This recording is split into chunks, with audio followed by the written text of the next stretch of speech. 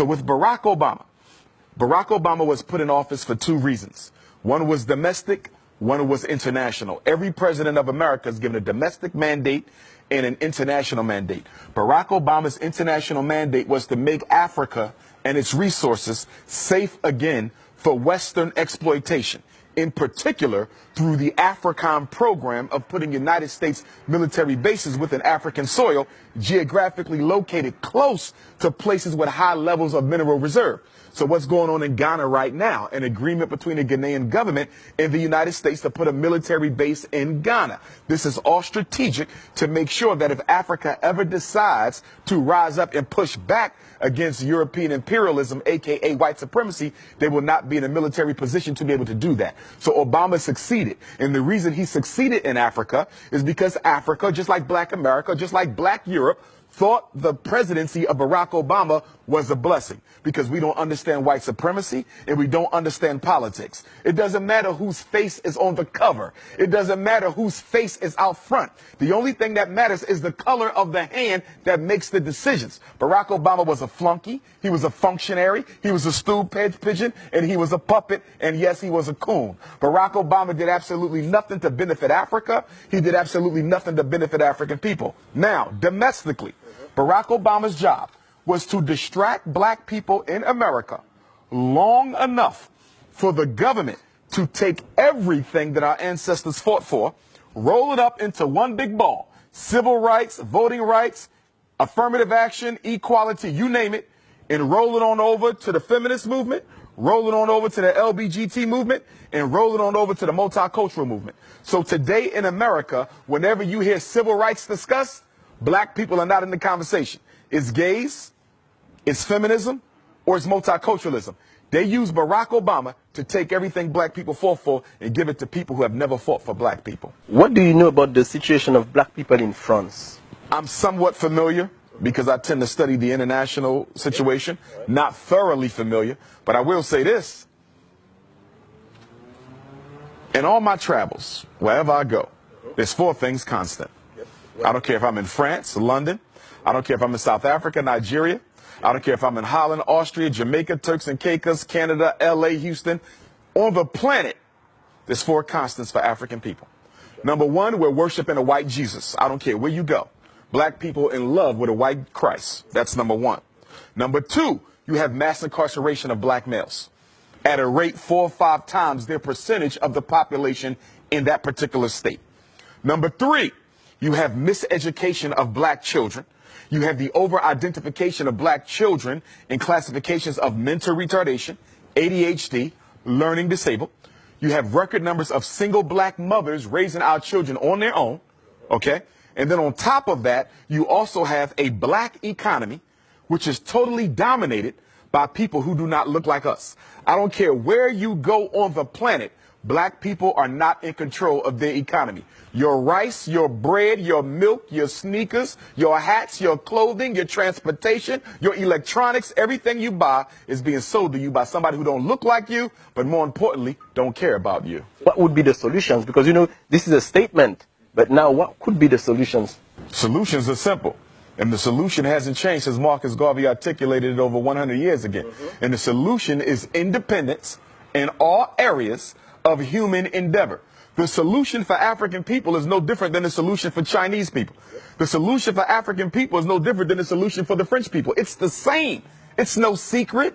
It's not hidden under a rock. We have to do what everyone else has done, and as build ourselves up independently, economically, educationally, spiritually, socially, politically. We must become a power base, which we are not, as we are today, with all of our doctors, with all of our college-educated folks, with all of our black capitalistic business owners who are only looking to get rich themselves but do nothing to raise the general economic condition of black people. We are still a race of dependence. If you live in France, you're dependent on the French government for this and for that. You're dependent on white business to provide your basic needs. America, it's the same thing. Africa, it's the same thing. Wherever we are dependent on the white power structure where we live. There's 4 institutions that you must have in order to be considered an independent community. We don't have them nowhere in space and time at the same time. A hospital to protect African life. a supermarket, okay, for nutrition to preserve African life, education to prepare the next generation of African children for the role that they must play in the freedom struggle, and number 4, a bank to finance the building of infrastructure and institutions and organizations and programs where we live. You cannot find those 4 things totally owned by African people anywhere on the face of the earth, but we will call ourselves free. There's 2 types of freedom. There's a F-R-E-E-D-O-M, and there's an F-R-E-E-D-U-M-B. White people have the freedom. We have the freedom because we're too politically uneducated to recognize that it doesn't matter if you can drive a Mercedes. It doesn't matter if you can live in a white suburb. It doesn't matter if your black child can go to a white school. At the end of the day, what do you control? What do you own? What do you produce? What do you distribute? Marcus Garvey said, a race without power and authority is a race without respect. A race that doesn't respect itself automatically forfeits the respect of other people. So you say, where did we begin? 2 things. Education and economics. It's going to be hard to break the psychological chains of slavery as long as just about everyone in this room went to a white school to get their education, a white public school to get that education. And what is the function of public education? Whether it's UK, France, Austria, Germany, USA, it doesn't matter. The purpose of education for African children in a European context is to teach the African child that you are second place, and that is where you will always stay. And the only way you can rise above it is if we give you permission to rise above it. The education system's job is to make sure black children never come to believe that they have a right to replace the white boy being in control. That was the next question I was going to ask you, because, you know, when we speak about African Americans, do you think that African Americans are truly and deeply aware of their African roots? Well, I don't think that's a question just for African Americans. I think that's a question for Africans anywhere. Yeah, of course, but I'm speaking about this because you are from the United States, so of course. Right, but I want to Pan-Africanize the question, though. Okay, all right. Because whether you're dealing with France, whether you're dealing with UK, whether you're dealing with Black America, okay? So globally, yeah. Globally, it's no different. Canada, it's no different. So do you think that Afro-descendants are really aware of their African roots? I think that we are aware of the roots, but we are in denial of the roots.